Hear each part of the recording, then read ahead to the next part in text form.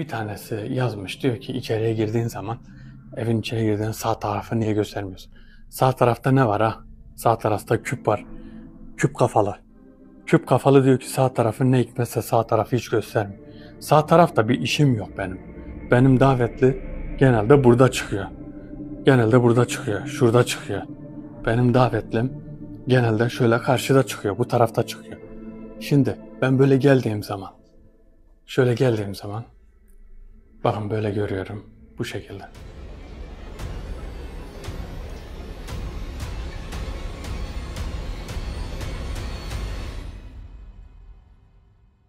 Arkadaşlar herkese merhaba. Yeni bir videoyla beraberiz arkadaşlar. Bugün Karanlık Devrin kitabından bir davet yapacağız.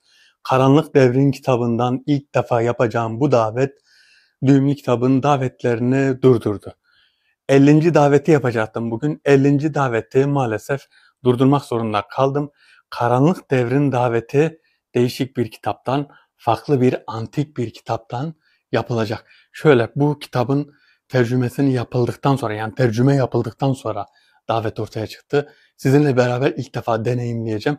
Yalnız başıma böyle bir davete girişmeyecektim ama çoğu davetleri, çoğu yaptığım maceraları yalnız yaptığım için bunu da yapacağım. Büyük ihtimal tehlikeli olacak çünkü ne geleceğini bilmiyorum. Bizimle ilgili kimin ne şekilde geleceğini, bize saldıracak mı, bize bir şey mi yapacak, kimin geleceğini ya da kimsenin gelmeyeceğini hiçbir şekilde bilmiyorum.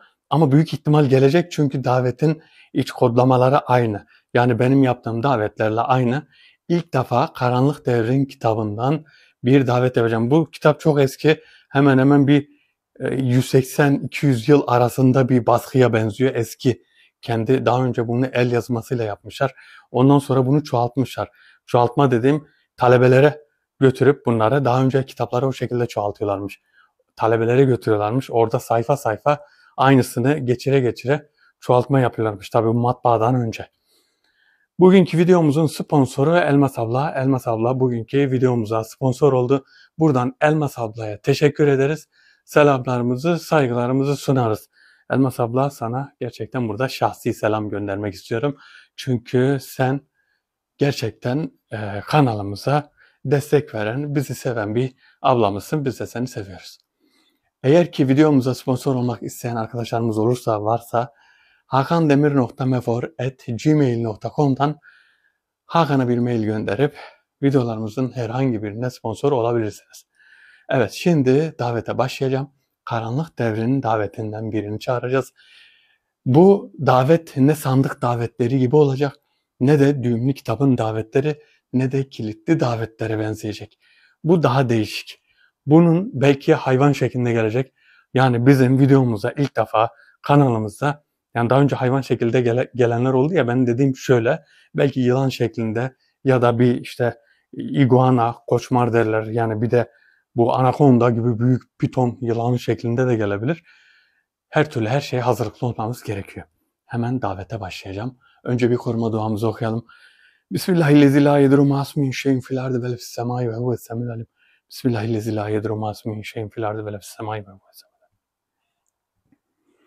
Bismillahirrahmanirrahim. La yedru ma'asmin şeyin fil ardı ve lefis semai ve huves semil alim. Arkadaşlar, koruma duasıdır. Koruma duasını gece yatmadan önce 3 defa, sabah kalktığınızda 3 defa okuyun. Sizi Rabbim Zülcelal kazadan, beladan, kötülüklerden, her türlü fenalıklardan korur. Şimdi biraz çekincem var, yani çekinge var. İçimde bir çekingenlik var. Daha doğrusu söylemedim. İçimde bir çekingenlik var çünkü şöyle. Bu davet tehlikeli bir davet. Bu davet sıkıntılı bir davet.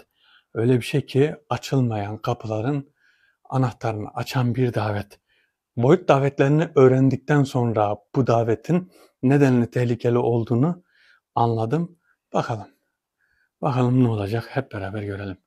Hemen davete geçiyorum ve Karanlık Devrin davetleri, Karanlık Devrin kitabının davetleri ne şekildeymiş? İlk davetle başlayacağız.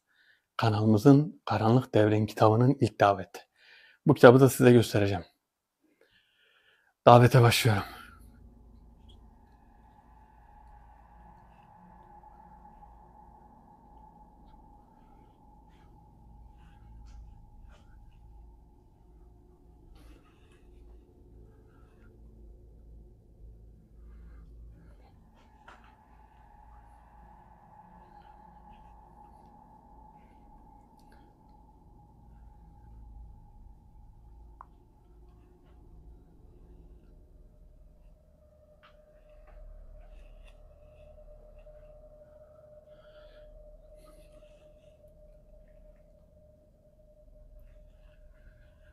Şu an davet açık. Daveti daha önce de çalışmıştım. Bunun davetini zaten yarı davet açıktı aslında, öyle söyleyeyim. Davet açık, bakalım. Davete gelen davetlimiz şurada. Şurada testimiz burada. Bakın testiyi buraya koydum. Şu an içinde de su var. Suyumuz var. Ama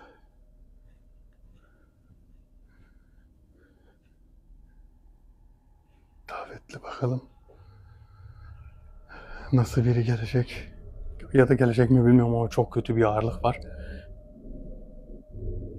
Çok kötü bir ses var şu an.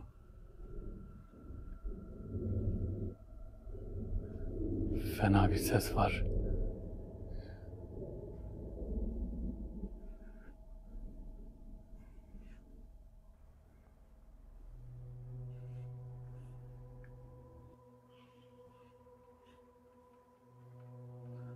Evet, şu an çok fena bir ağırlık var.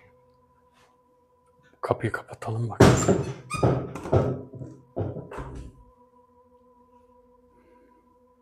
Yansıma yaptığı için evet.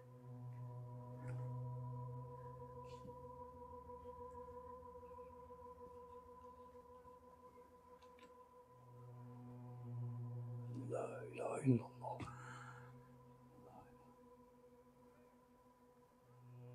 Davetli. Davetin sahibi.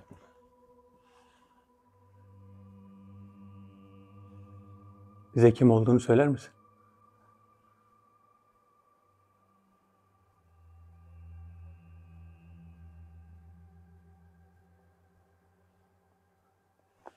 Allahu Ekber. Kim olduğunu söyler misin bize? Allah.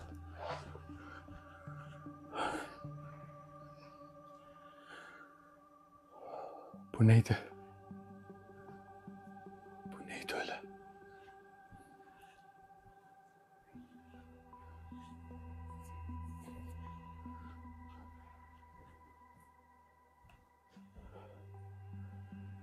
Allah Allah. Ben bu kadar erken geleceğinizi tahmin etmedim bir de. Hem erken geleceğini tahmin etmiyordum, hem de yılan şeklinde geleceğini umuyordum. Çünkü bu kitabın davetinde kobra yılanlarının resmi vardı. O yüzden dedim hani hayvan şeklinde, piton şeklinde. Çünkü hem küçük yılan hem büyük yılan resmi tasvir edilmiş. Öyle tahmin ediyordum ama herhalde yanlış tahmin ettim.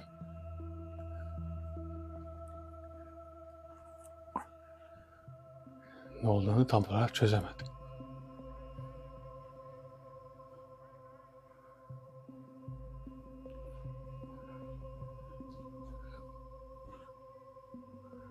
Benim birçok davetim hep tesadüfler, yani tevafuklar üzerine oldu. Birçok davetimi deneyerek, böyle deneyini yaparak buldum. Mesela kilitli davetleri, Aruhan'ı, düğümlü kitabın davetlerini. Ondan sonra bunları deneyerek bulduk. Bu da yeni bir davet. Bakalım başımıza ne getirecek. Sanki karşıda görüyorum da.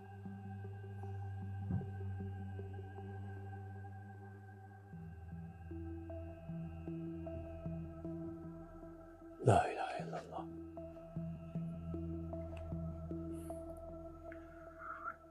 Allahu Ekber.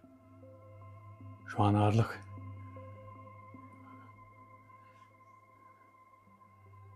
bu tarafta.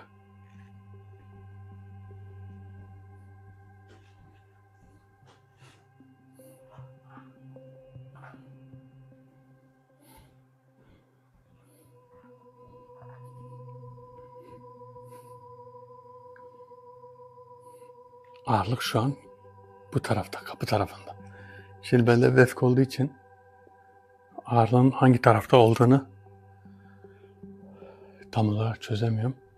Çünkü şöyle vefk olduğu için oraya gittiğim zaman ağırlık bu tarafa geçiyor. Şu an burada hissediyorum. Çok pis bir ağırlığı var. Pis bir ağırlığı var.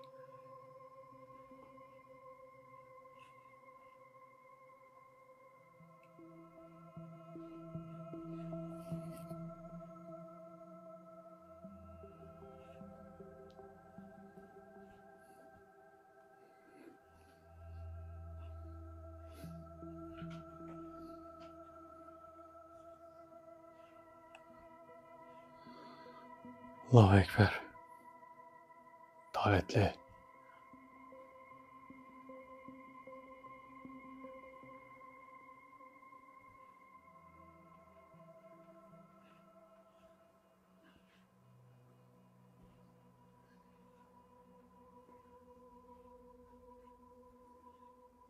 Ağırlık burada, ağırlık. Ağırlık şurada. Şimdi birden karşımıza çıkacak. Birden karşımıza çıkacak.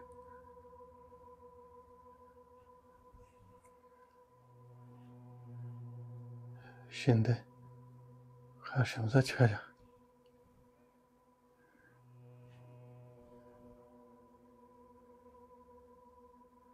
Karşı tarafa geçelim.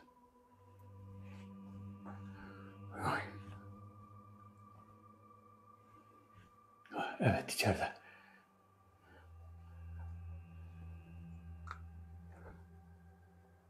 Davetli. Bize ismini söyler misin? Kimsin sen? Bu davet kitabında ne arıyordun? Nasıl bir şeysin sen? La ilahe illallah. Bizimle konuşabilirsin.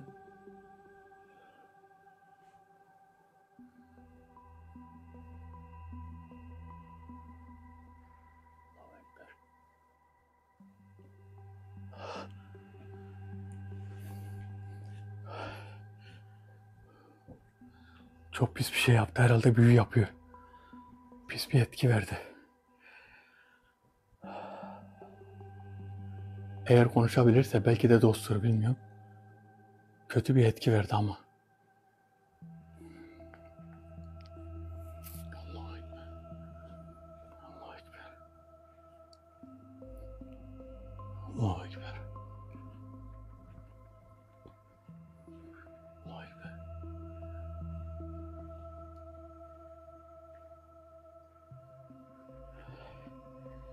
Büyük bir buluş da olabilir. Belki de kötü bir davet de olabilir.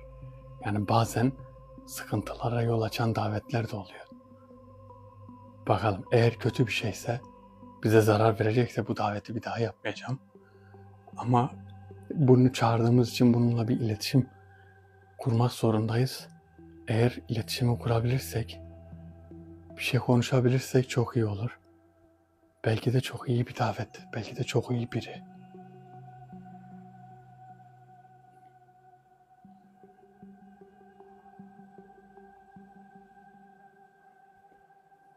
Davetli, ben buraya seni bilgi amaçlı çağırdım. Senin davetin kitapta vardı. Kitapta olduğu için seni çağırdım. Buraya seninle konuşmak için seni çağırdım. Eğer konuşuyorsan, seni duymuyorsak bize ona göre bir işaret ver.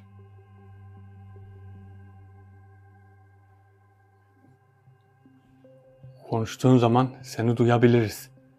Şu an konuşabilirsin. Konuştuğun zaman seni duyarız.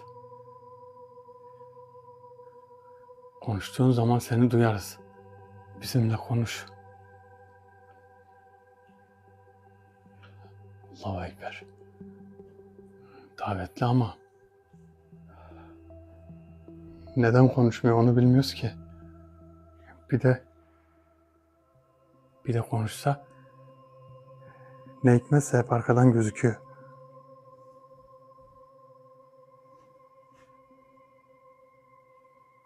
Bakın.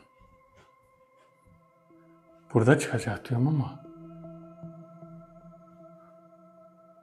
Evet.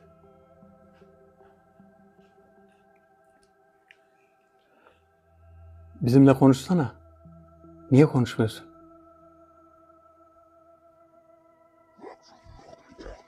Ben şamanizmin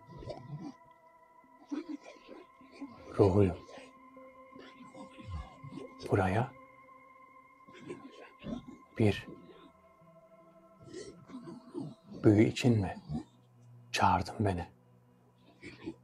Kötülük ve lanet için çalışırım. Benim başka bir işim olamaz. Allah Allah. Şamanizm mi? Biz de durduk şamanların, şamanizmin büyücüsünü mü çağırdık? Doğru mu söylüyor acaba? Kötülük ve büyü için. Kötülük ve büyü. Biz buraya kötülük ve büyü için seni çağırmadık. Sen bizi duymuyorsun herhalde. Buraya seninle konuşmak için seni çağırdık. Anlamıyorsun herhalde. Seninle konuşmak için, seninle iletişim kurmak için. Şamanizmin kötülük ve büyü. Şöyle bir şey var. Bu gelen kötülük ve büyü yapan ritüele gelenler bu kötülük ve büyüyü de hem yapıyorlar hem de bozuyorlar. Yani bozma yetkileri de var. Bunları kullanabiliriz. Yani bunu bir şekilde kötülükleri, yaptığı büyüleri bozabiliriz. Ama varsa tabii bir büyü yapmışsa, herhangi bir büyü varsa şamanizmin evet başında bir şekil var. Başının üstündeki şekil kitapta da vardı. Evet. Geldiği zaman dikkatli bakacağım. Başında, kafasının üzerinde, yüzünde şurada bir yerde bir şekil var. Şöyle C'ye benzer bir şekil. Ters C gibi bir şekil. Bu şekil kitabın üzerinde de var. Demek ki kitabın biz ana sahibini çağırmışız. Tam doğru kişiyi çağırmışız. Ana sahibi çağırdığımız için evet şurada bekleyeceğiz, çıkacak. Burada bekleyeceğiz. Şimdi çıkacak. Bakın şu an bakın şurada. Şimdi kameranın ekranında hafif karartıyı görüyorum. Bu videoya dönüştüğü zaman kameranın ekranında görüyorum. Ama videoya dönüştüğü zaman gözükecek mi bilmiyorum. Ama şu an karartı orada bakın. Şu an çıkacak. Evet. Karartı bekliyoruz. Şamanizmin şaman büyücüsü bir şamanımız eksikti. Şamanımız eksikti. Şamanımız tam oldu. Biz büyücü değiliz şaman. Şamanist. Biz büyücü değiliz. Biz şuraya bak. Buraya sanki bir şey girdi şuraya. Biz büyücü değiliz. Şaman. Şaman beyinle. Büyücü değiliz biz. Seni büyü için çağırmadık.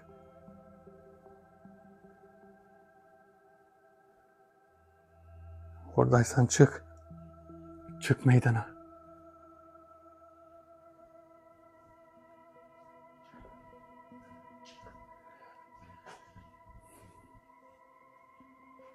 Evet.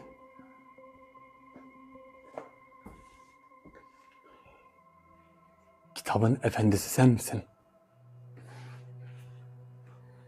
Bize onu söyle. Kitabın efendisi sen misin?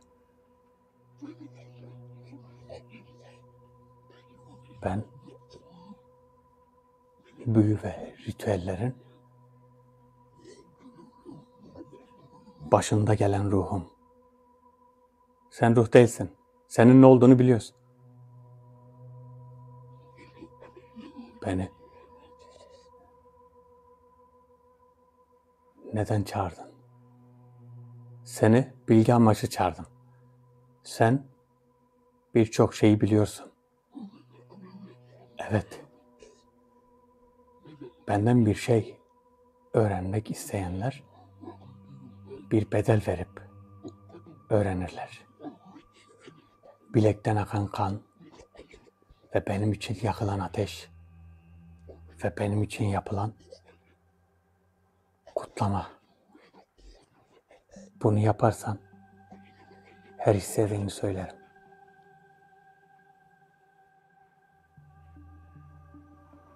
Bilekten akan kan. Bilekten akan kan. Yakılan ateş ve kutlama. Yakılan ateş. Evet. Şöyle. Benim anladığım kadarıyla şamanistlerin kahinleri vardı. Bu kahinler böyle şeyler yaparlardı. Ritüeller. Ateş yakıp şamanist ritüelleri meşhurdur.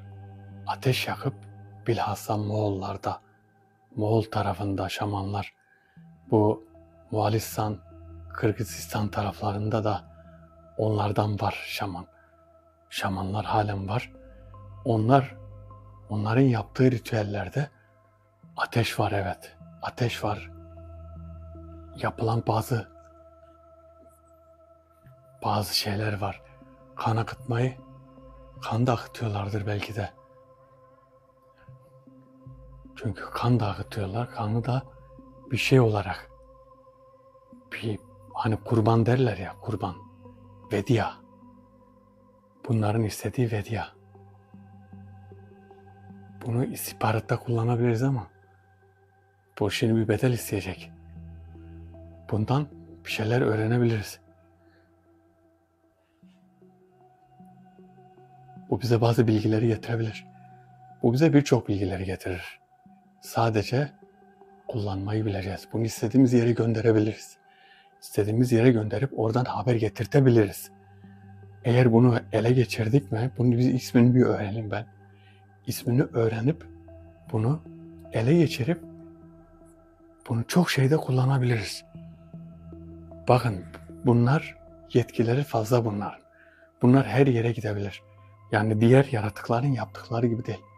Bunlar farklı yerlere gidip farklı yerlerde farklı şeyleri öğrenebilirler. Mesela sıradan olan istihbaratçı yaratıkların giremediği yerlere bunlar girebilir. Bilhassa bu şamanistlerin, bakar mısınız? Bunun yaşı da bayağı vardır çok. Bu yaşlıdır da. Bakalım hemen karşıda çıkacak.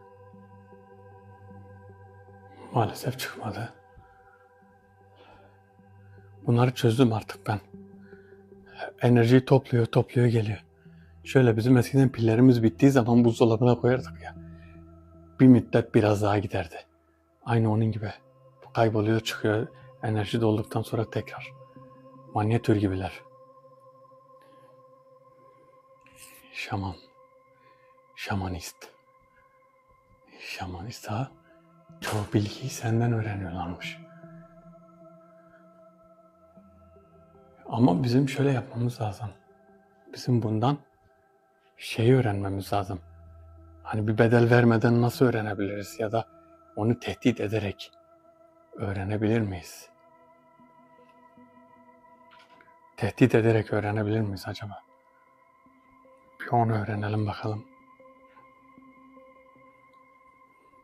La ilahe illallah. Muhammed Resulullah.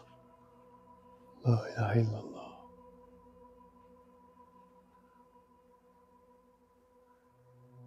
Tehdit ederek.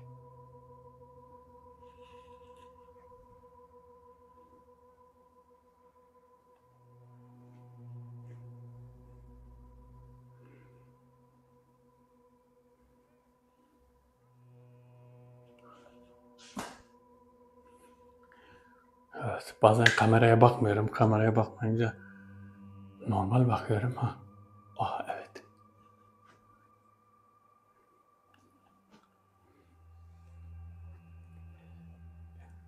Evet, konuşabilirsin. Beni çağırdığına göre ateş yakmalısın. Bu yaktığın ateşi ben göreceğim. Dumanını tüttürüp farklı diyarlara ulaştıracaksın. Gökyüzünde dalgalanacak dumanı. Ben bu duman ile sana istediğini getireceğim. Bana istediğimi getireceksin de senin istediğin bir şey var. Sen bedel istiyorsun. Biz bedel vermeyeceğiz. Benim istediklerim olmazsa benden hiçbir bilgi alamazsın.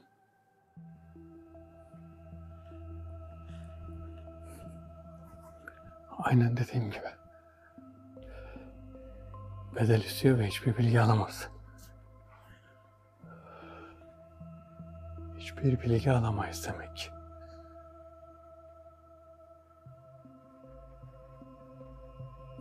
La ilahe illallah. La ilahe illallah. Allah, Karanlık Devrin kitabı. Kendi de doğru düzgün konuşuyor. Bakın bilgisi var.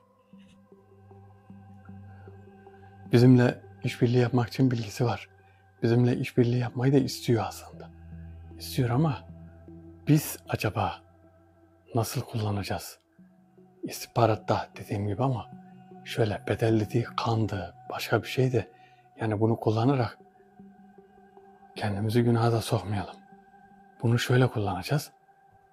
Bunun bir açığını bulacağız. Bir şekilde bunu kitleyeceğiz. Ondan sonra istediğimizi yaptıracağız. Tıpkı bir davet var, değişik bir davet. Kendi emrinin altına alıyorsun. Bunu da emrimizin altına alacağız artık. Yapacak bir şey yok. Bekleyeceğiz ve göreceğiz.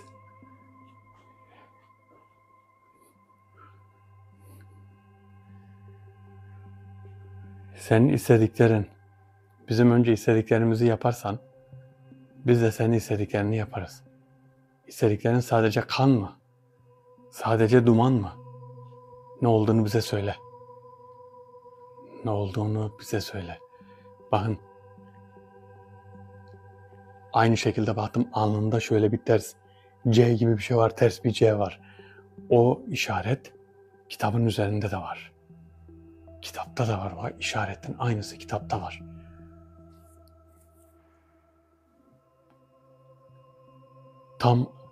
Tam davetini yapmışız. Davetini çok sağlam yapmışız. Çok pis sesler çıkarıyor. Çok kötü sesler çıkarıyor cihaz. Cihaz alıyor mu hiç bilmiyorum. Cihaz alıyor mu acaba?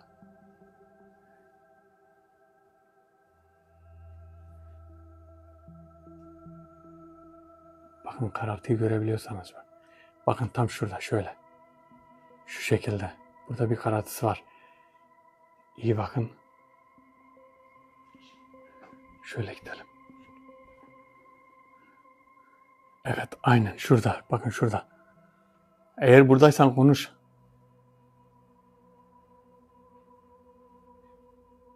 Bürünmeden seni görebiliriz. Sesini duyabiliriz. Buradaysan konuş. Buradaysan konuş.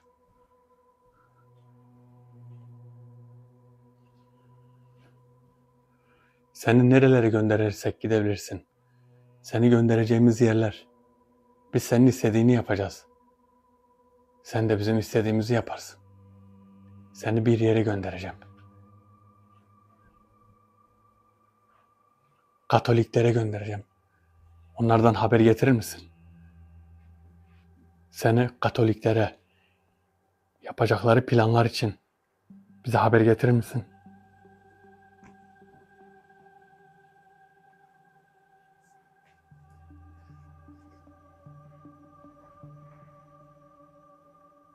Bize haber getirirsen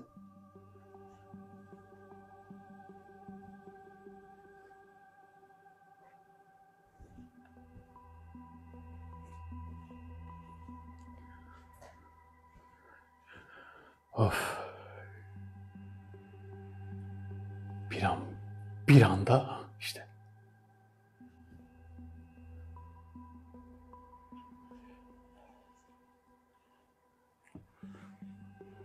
Seni Katoliklere göndermek istiyorum.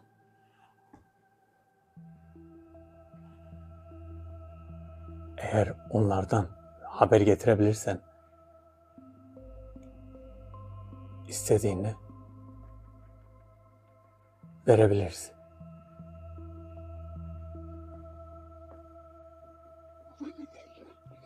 Nereye istersen oraya giderim. Yalnız bir ateş yakmam lazım. Bu ateşin dumanı beni istediğin yere götürecek.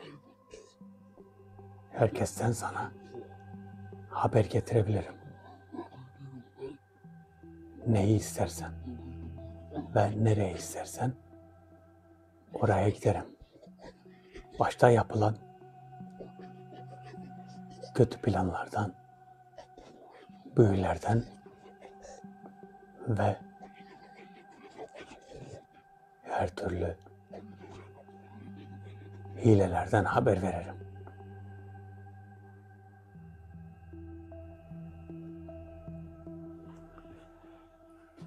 Bak ben söylemedim kötülük, büyülük. Kötülüklerden, hilelerden, her türlü her şeyden haber veririm diyor. Ateş mi yaksak acaba? Ateşi de nasıl yakacağız? Bu ya bir dış çekim yapmamız lazım ya da başka bir yolunu bulmamız lazım. Bakın gene orada.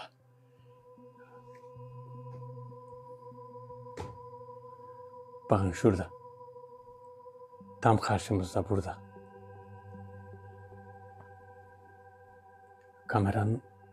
Kameranın ışığından biraz görebiliyorum.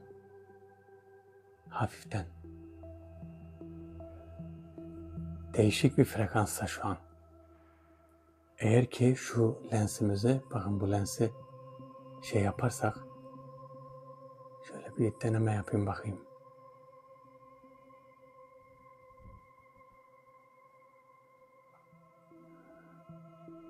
Şöyle bir deneme yapalım.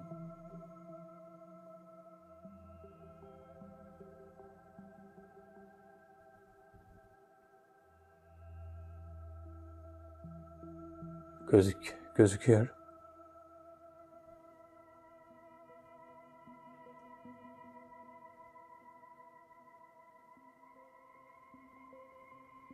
Çözeceğiz bunları. Çözeceğiz. Ben bu enerji şeylerini bir çözünce devamlı gözükebilme olayını çözersek, çünkü şöyle gözüktüğü zaman farklı bir frekansta gözüküyorlar. Kayboldukları zaman farklı bir frekansta kayboluyorlar. Bunu şöyle yapabiliriz. Mesela benim ayarladığım lenste farklı polarize teknolojisi var. Yani alt alta değişik açılarda polarize film var. Bunu düzeltmek için bir şansımız var ama daha karanlık oluyor. Daha karanlık olduğu zaman da net gözükmüyor. Hiçbir şey net gözükmüyor o sırada. Net gözükebilmesi için daha iyi bir çalışma yapmamız lazım. Daha iyi bir şey bulmak lazım. Bakalım.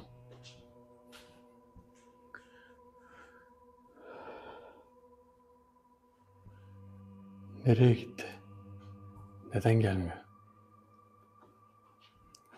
Neden gelmiyor?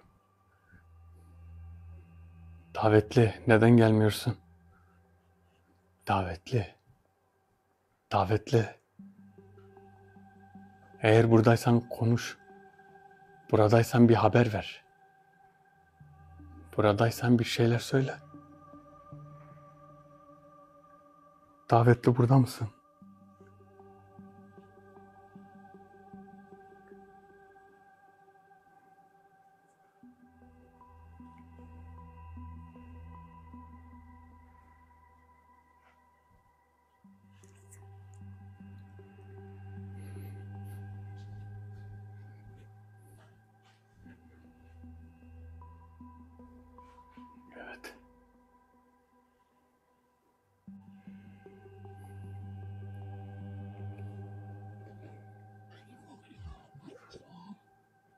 Şaman kabilelerinin hepsinin öldüğünü zannediyordum.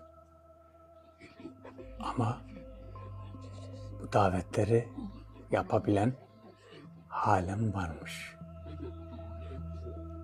Benim görevimin bittiğini söylemişlerdi. Ben görevim bitmediğini biliyordum.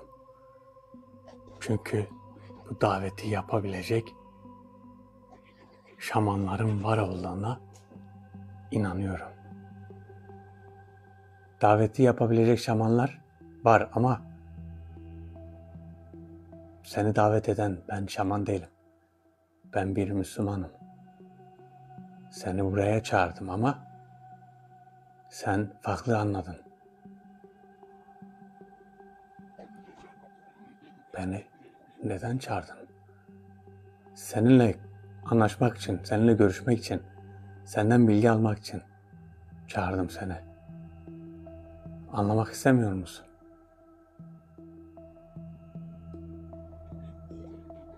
Ne istersen yapmaya hazırım. İstediğimi de vereceğini umuyorum. La ilahe illallah. Muhammeden Resulullah.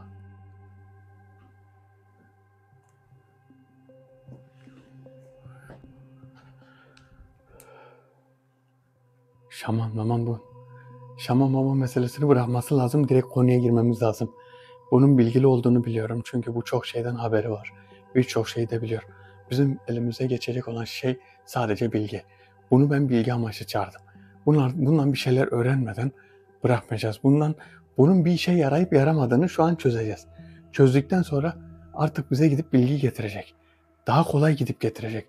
Mesela düğümlü kitabın davetlerini tek tek çağırıyoruz ya. Bunlar gelip bize bir şeyler getiriyor. Ama ne olacak? Bu gelen bize bir seferden her şeyi söyleyecek. Her şeyi getirecek. Ama şu şaman işi bozuyor. Şaman işi, ben diyor şamanların kalmadığını sanıyordum. Şamanlar bitti diyorlarmış. İşte bu da şamanların ya da davetin yapılabildiğini biliyormuş. Birilerinin yapacağını bekliyormuş. Şamanların var olduğunu. Şamanlık şöyle. Şamanlık bir kere çok kötü bir şeydir. Bir kere her türlü şirktir. Her türlü şirk vardır şamanlığın içinde. Ama sadece elimizdekini kullanmayı bileceğiz. Sadece elimizdekini kullanmayı bileceğiz.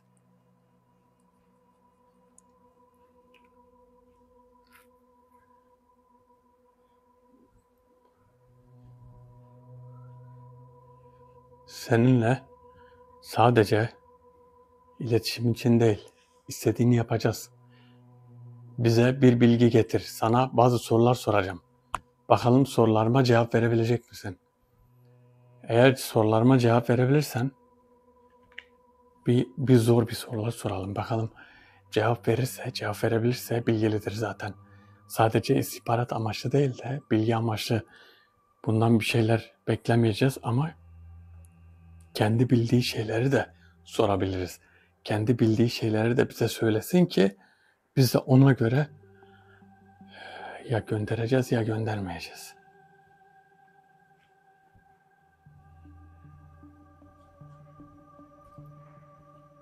Şamanist.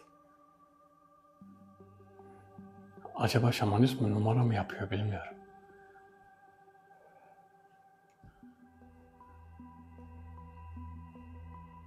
Şamanist misin? Biz Müslümanız. La ilahe illallah. Muhammeden Resulullah. La ilahe illallah. Muhammeden Resulullah. La ilahe illallah. Muhammeden Resulullah. Biz şamanist değiliz. Eğer sen şamanistsen seninle işimiz yok. Seni bırakacağız. Seni göndereceğiz. Seni göndereceğiz. Sen şamanistsen söyle. Bizden de fazla bir şey istiyorsan seni göndereceğim. Bir daha da davetini yapmayacağım. Seni rahat bırakacağım. Bundan emin ol. Seni kesinlikle rahat bırakıyorum. Planım şu. Geldiği zaman açık açık konuşacağım. Sen diyeceğim şamanistsen, şamanizme hizmet ediyorsan seni bir daha çağırmayacağız. Yani yardımı da bize lazım değil. Haber de getirmesin. Bundan daha çok bizim dostlarımız var. Onlarla haber alıp getiririz. Onlarla haberleşiriz. Bu gitsin, bunun davetini de yapmam bir daha. Eğer ki şimdi çıktığında net bir konuşma yapacağım. Ona göre bakalım bize ne diyecek. Biz de ona göre görüşmemizi yapalım. Bakalım ne diyecek. La ilahe illallah Muhammed Resulullah. La ilahe illallah Muhammed Resulullah. Davetin davetlisi, seni şu an bekliyorum. Bize bir şeyler söyle. Bize bir şeyler söyle, davetli.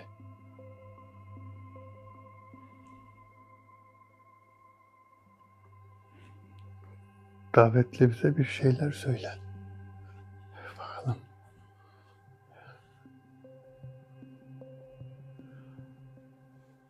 Evet, davetli gelmiş. Evet, davetli. Ben bu daveti yapanın şaman olduğunu zannettim.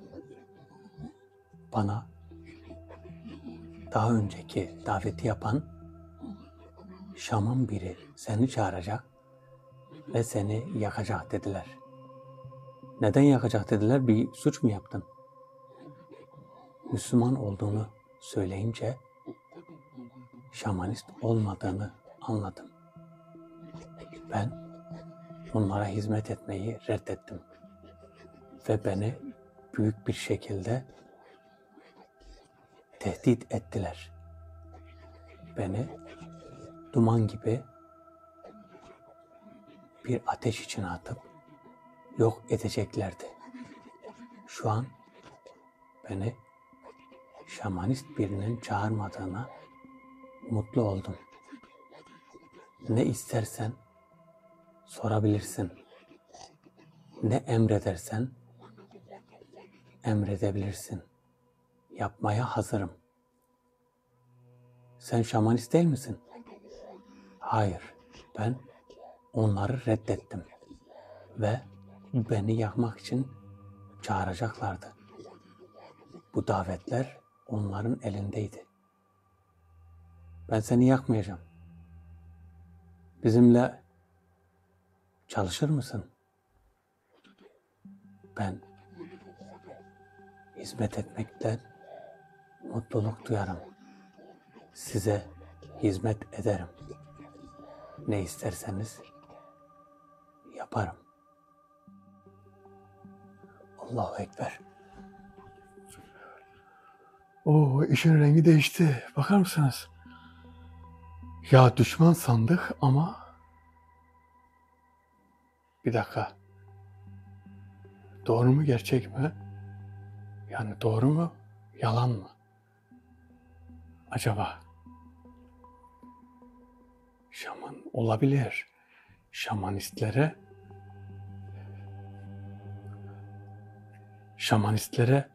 hizmet ediyormuş ve şamanistlere hizmet etmeyi reddetmiş. Reddettikten sonra bunu çağırıp yakacaklarmış. Daha doğrusu bu şekilde söylemişler. Acaba doğru mu? Söyledikleri doğruysa o zaman bu hangi dinde? Kime hizmet ediyor şu an? Belki de şimdiye kadar kimse davet etmedi onu. Belki de kimse bir şey söylemedi şimdiye kadar. En son davetten sonra şamanlara hizmet etmekten vazgeçtikten sonra artık kimse çağırmamış olabilir. Bize hizmet etmekten mutluluk duyanmış. Amaç ne ama, sebep ne? Niye mutluluk duyuyor? İlk defa daveti yapıldı diye belki de. Uzun süreden sonra ilk defa daveti yapıldı. Böyle bir ortaklık olursa eğer, bir işbirliği olursa bununla, yalnız var ya, gerçekten çok ürkütücü, çok ürkünç, harbiden ürkünç. Korkunç ve ürkünç.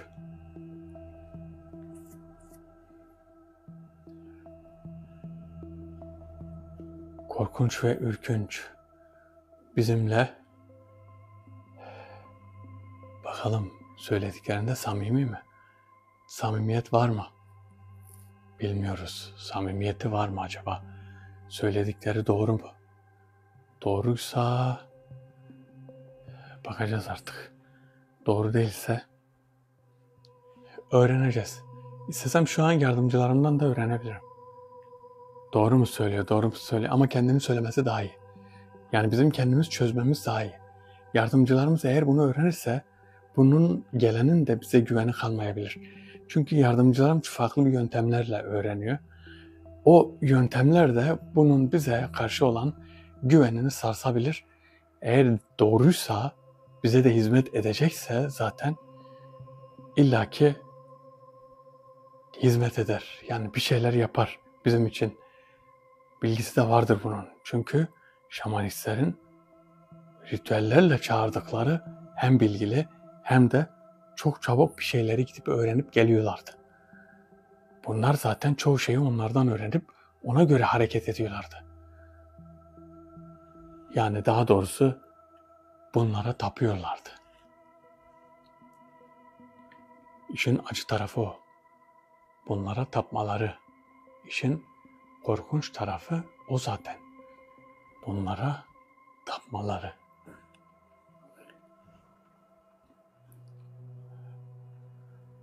La ilahe illallah. La ilahe illallah.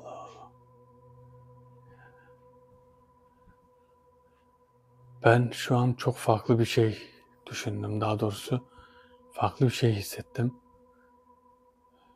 Şamanist birini çağırdık. Çağırmışız, haberimiz yok. Farkında da değiliz. Ama maalesef ki şamanistlere hizmet etmiş birini çağırdık. Bakalım geldiğinde ne diyecek? Geldiğinde ne diyecek?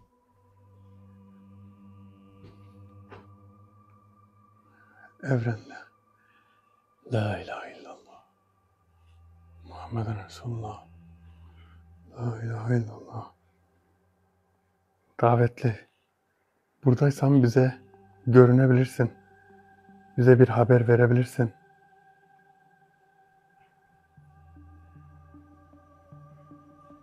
Bizim davetlerimizi tanıyor mu acaba?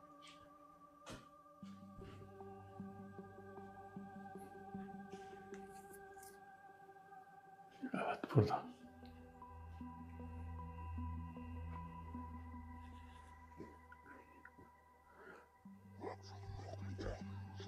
Efendim, eğer bu davet özel olarak benim içinse ben size hizmet etmekten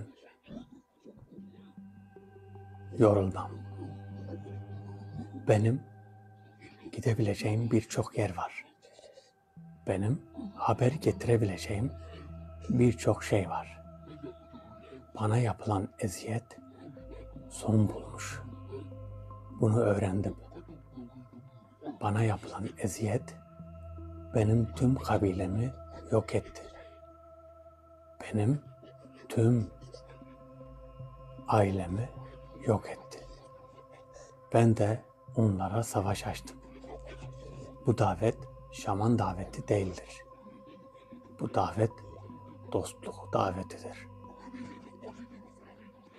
Yalnız istediklerim olmazsa çok büyük zarar veririm. Bu zarar size değil. Bu zarar daveti yapan sana da değil. Allah Allah. Deli midir nedir? Ne dedi anlamadım. Zarar veririm. Bu zarar sana değil. Bu zarar size değil. Daveti yapan sana değil. Demek ki ailesini ve kabilesini yakmışlar. Kabileyi yakmışlar, aileyi yok etmişler. Bir tek bu kalmış. Bir tek bu kaldığı için Allahu Ekber. Bir tek bu kaldığı için kabileyi niye yakıyorsunuz ya bunu? Niye zarar vermişler acaba? Ailesini neden yakmışlar? Ben diyor eğer istediklerim olmazsa zarar veririm. Bu zarar sana değil. Bu daveti yapan sana değil. Kime zarar verecek o zaman? Ben şu an bir şey anlamadım. Kime? Ne demek istedi onu da anlamadım. Harbiden bir şey anlamadım. Bu zarar bana değilse burada çıkmıyor ya, bu anlaşıldı artık. Bu içeride çıkıyor. Burada çıkıyor.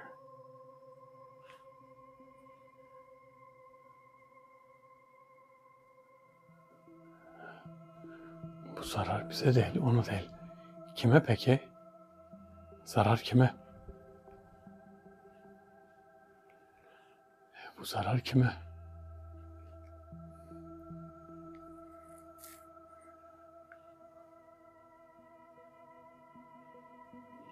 Bize ne demek istediğini tam olarak anlamadık.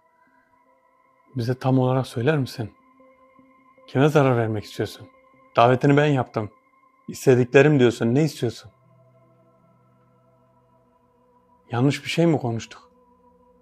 Ya da sen bazı şeyleri yanlış mı anladın? Ne olduğunu söyler misin?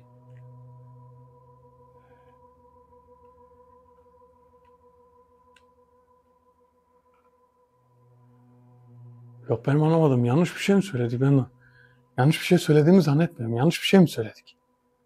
Hiç anlamıyorum. Nedir yani, sebep ne? Yanlış bir şey söylediysek tamam. Ama yok. İstediklerim olmazsa ne istiyor acaba? Ya da yanına biri mi geldi? Yanına biri gelmiş olabilir. Yanına biri gelmişse ne alakası var? Ne alakası var? Yanına biri geldiyse ne olabilir yani?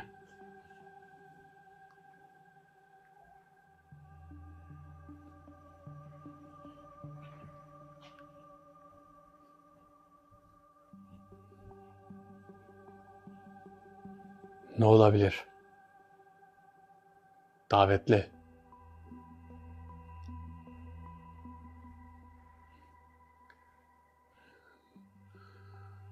La ilahe illallah. La ilahe illallah. Şamanist. Kendi şamanist değil. Kendi şamanist değil. Şamanlar bunu çağırıyormuş. Kabileyi yok edince, ailesini yok edince bunu da yok edecekler diye korkmuş. Bedel istedi başta. Başta çok değişik konuştu. Onu da yok edeceklerinden korktu demek ki. Böyle bir şey istedi. Bizim dostluk üzerine yaptığımız bu davet, dostluk dediğim yani şu, kötülük üzerine değil, böyle bir hani araştırma üzerine yaptığımız davet olduğunu bilse yeter. Ve bunun üzerine bize bilgi getirse o da bize yeter. Allahu Ekber. La ilahe illallah. La ilahe illallah. La ilahe illallah.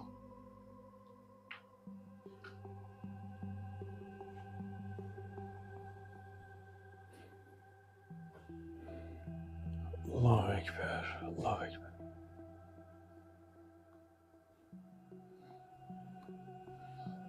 Davetli. Buradaysan gözük.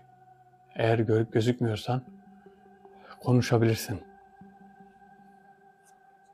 Bizden ne istiyorsun? İstediklerin nedir? İstediklerini söyle.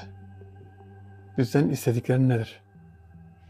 Sadece onu söyle. Başka bir şey istemiyoruz. Bizden istediğin mi var? Biz senden bir şey istemiyoruz. Senin isteğin nedir?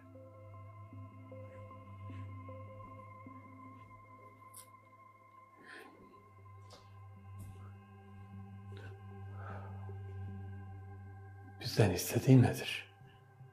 İşte. Bizden istediğin nedir? İsteklerim olmazsa kötülük yaparım falan dedim. Ben daveti yapana, yani size söylemedim. İsteklerim yok.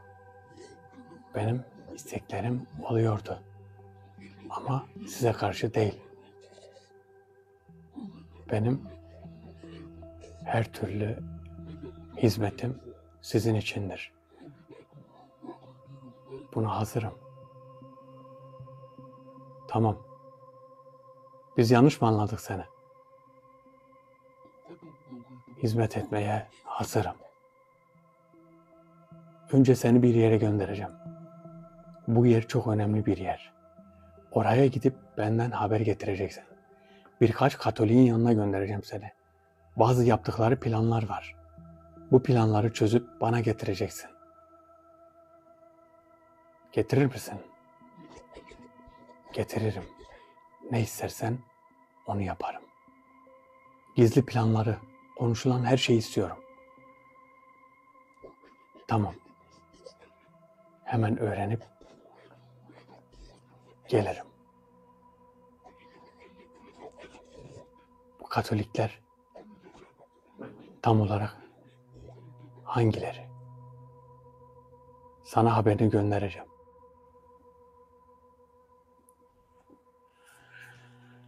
Şu an yardımcılarımla bir irtibat kurup bunu bahsettiğim yere göndereceğim. Bazı kirli planlar var. Bu planları öğreneceğim. Bakalım onlar hakkında metafizik bir etki nasıl yapabiliriz? Metafizik bir güç ile nasıl onlara zarar verebiliriz? Bunu öğreneceğim. Ve ortaya çıkacak olan hain planları bir öğrenelim. Bir gitsin gelsin bakalım. Gidebiliyor mu, gidemiyor mu? Daha önce gönderdiğim birkaç tane vardı yardımcım.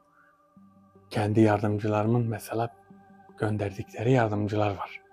Bunlar gidemediler. Yani o yere gidemediler çünkü muhafızlarla korunuyorlar. Nasıl ki bir kapıda muhafız olur, o kapıyı geçemezsin. Normal bizim insanlarımızın arasında bir komutanla görüşmek için asker kapıda bekler. O kapıyı geçmek için o askeri geçmen lazım. Ama onlarda da aynı öyle. Muhafız kapıyı bekler.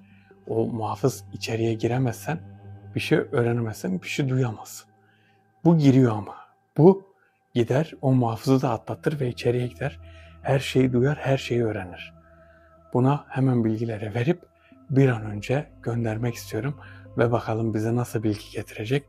Eğer bilgi getirirse sizinle daha çok önemli şeyler paylaşacağız. Daha birçok şeyi paylaşacağız. Ben hemen bu şekilde bir görevlendirme, bu şekilde bir bilgilendirme yapmak istiyorum. Bakalım bunun davetini tekrar yapabilirim. Davetini tekrar yaparsam gittiği yerden getirdiği bütün haberleri öğreneceğiz. Getirdiği bütün haberleri burada bir kısmını paylaşabiliriz. Bir kısmını da gizleyebiliriz. Bakalım başka neler öğreneceğiz. Buna çok sevindim. Bir de yardımcılarımla istişare yapıp bu olayı bu şekilde bitirmek istiyorum. Arkadaşlar Karanlık kitabın karanlık davetleri, böyle bir şey geleceğini hiç tahmin etmedim. Böyle bir şeyin var olacağını da, gelip bize bu şekilde bir şeyin çıkacağını da tahmin etmiyordum. Ben ne tahmin ettim ne geldi? Şaman biri geldi. Şaman birine, şaman değil de şamanlara hizmet eden biri geldi ve bize böyle şeyler söyledi. Onun için hiç planda yoktu yani. Bu davet hiç planda yoktu. Arkadaşlar videomuzu beğenmeyi unutmayın. Ben tekrardan bireysel davet ile kendi yardımcılarımla bir görüşme yapacağım.